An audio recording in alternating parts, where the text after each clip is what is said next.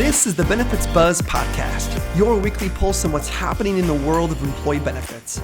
Brought to you by your friends at WEX, who believe in simplifying benefits for everyone. Now listen up and let's get buzzed!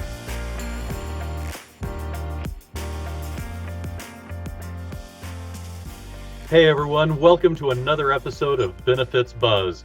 I'm your host, Nathan Coverstone, and today I'm joined by one of our HR professionals and co-hosts, Samira Burris. Samira is the Strategy Manager of Diversity, Equity, and Inclusion here at WEX. Samira, thank you so much for joining. Absolutely. Thank you so much for the warm welcome, Nathan. I'm so excited to be here. Very, very excited to hear all this great information that we have. Awesome. You know, Samira, a potential upcoming recession means that companies are really looking for ways to cut costs. But employee wellness still remains top of mind for many employers. As a matter of fact, in a recent survey, 55% of employers said that if there is a recession, they would not cut employee salaries. And another 47% said that if there was a recession, they would not cut employee benefits. So in today's episode, we're really going to dig into discussing how to advocate for employee benefits and justify your expense plans during benefit budget conversations with leadership. So with that, I'd like to introduce today's guest, Ryan Filipek. Ryan is a lead benefit analyst here at WEX. He's also one of our co-hosts for Benefits Buzz. Ryan, welcome. Thanks for having me, Nathan. It is my pleasure. So glad that you could be here with us. And I've got to be honest, I've got a question for you right out of the bat, if I could, or right off the bat. Why do you think so many companies are choosing to cut costs in other areas of the business instead of reducing employee salaries and benefit budgets? Yeah, great question. So I think a big reason why is because both salary and benefits, they're a big reason why a lot of us come to work, right? And really the core of salary and benefits is to provide care and value and investment for your workforce so they can focus less really on the stressors that come with the day-to-day and more about what's important to them, right? And really without those things, it's really hard to focus really on the best versions of ourselves at both home and at work. So do you think that this are based on decisions that we learned or lessons that we learned about employee loyalty and wellness during the pandemic? Do you think that's where some of these ideas come from? Without a doubt, the pandemic really has shifted our lives and how our work really operate together. And really the line between those two things has really been blurred more than ever, especially as you mentioned, an emphasis on wellness. Quickly overnight, like kitchen tables became work desks, and it became harder to really separate and balance those two things. We want to feel like our wellness matters at a company, and when a company can set up programs and avenues and ways to support our wellness, it really creates a sense that we matter, and the loyalty really develops alongside that.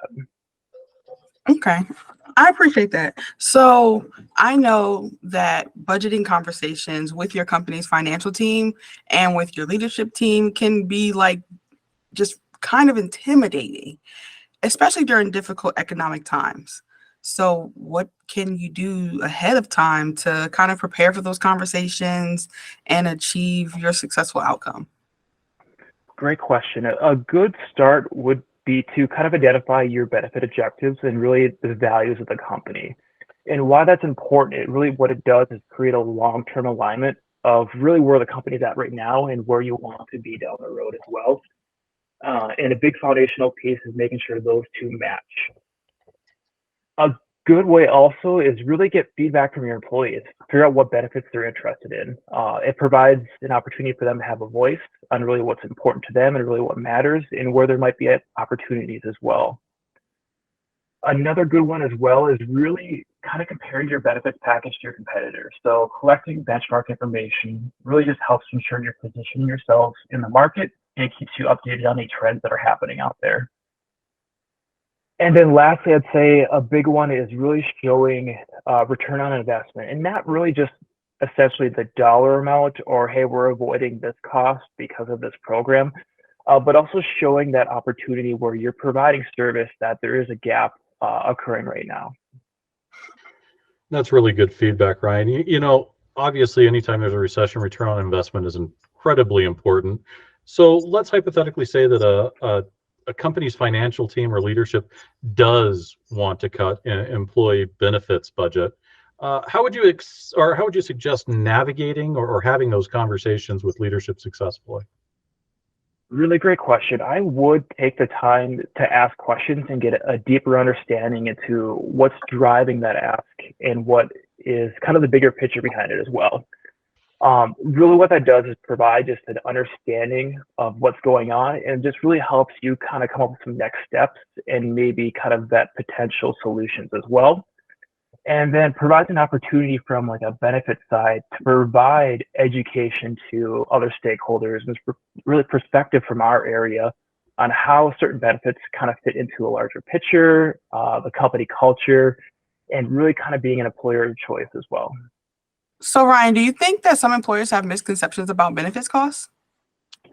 I think there are a couple of misconceptions, and I'd say probably the biggest one is that anytime you're adding new benefits or you're enhancing your current benefits, that there's a large associated cost with doing that. Sometimes there's opportunities really just to be more effective with how your programs are being run, and there's even new benefit offerings out there that provide a low to no cost option for employers and really provide an opportunity for ease or convenience for employees. Okay. So what are some of the top argument points that you can give for not reducing benefits budgets? Yeah, good question. I'd say the biggest and the most important one is employee retention. Benefits provide an opportunity for a person to make them feel like they're valued and that you care about them.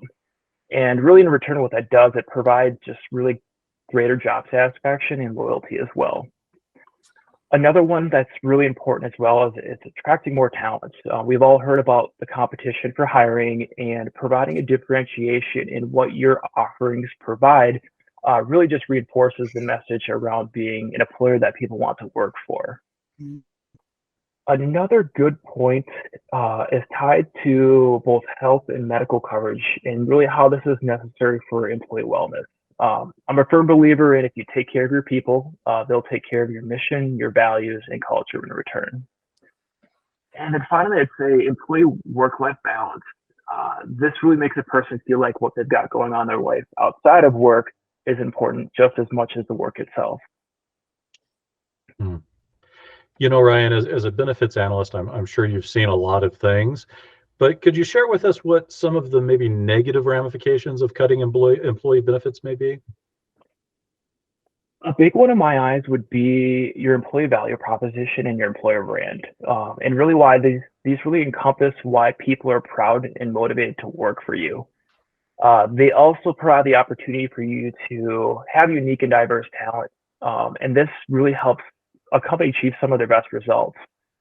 Taking away pieces and benefits that are tied to those things can create some questions around your employer brand and why somebody may or may not want to work for you. That makes a lot of sense to me. I mean, certainly we always want to be sensitive to our brand, and we definitely want to take care of our employees, but there are times that due to things like a recession and financial constraints, hard decisions have to be made. So what are some ways that you think you can save money with your benefits budget without negatively impacting your employees? A great starting point would be around your benefits, education, and communication. And really what that does is just providing them with information and tools on how to best utilize their benefits in this case. The toughest thing with benefits is just so much information tied to it, and a person can get overloaded pretty quickly. So it's really important to make sure that you're being very intentional with what you're communicating and how you're communicating it to ensure this is successful. A second good thing that is really a good thing to keep an eye on is maybe the opportunities to repurpose budget. Kind of focus on what benefits employees actually want or actually use. So keeping a pulse on your utilization, any employee survey results you have, and even market trends can provide an opportunity to figure out what you're providing and how it can provide a greater impact. I love that. So what are some ways to show proof of benefit plan success throughout the year? Yeah, check out your activity of your benefit plans.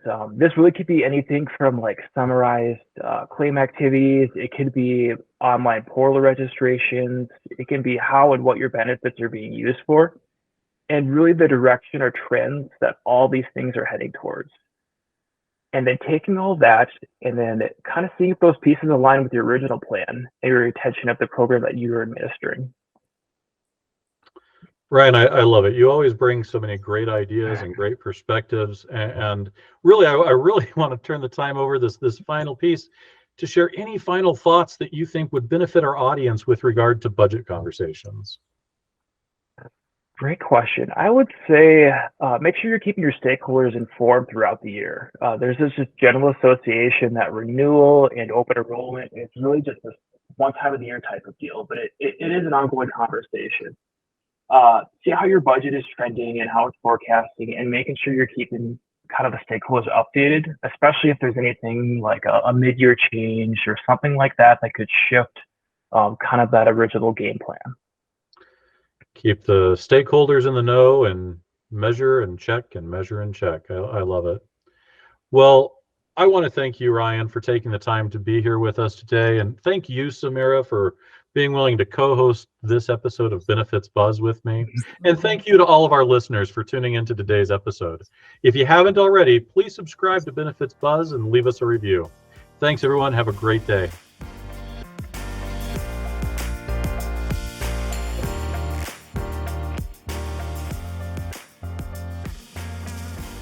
WEX is in the business of simplifying benefits for everyone. Now, although we certainly hope our podcast sparks some aha moments, like that was pretty cool, but of course we cannot provide legal, investment, or financial advice. And, well, therefore, nothing shared in this podcast should be interpreted as such. We encourage you to seek out appropriate professional advice regarding your plans. Hey, congratulations! You made it through our disclaimer. Thanks for listening.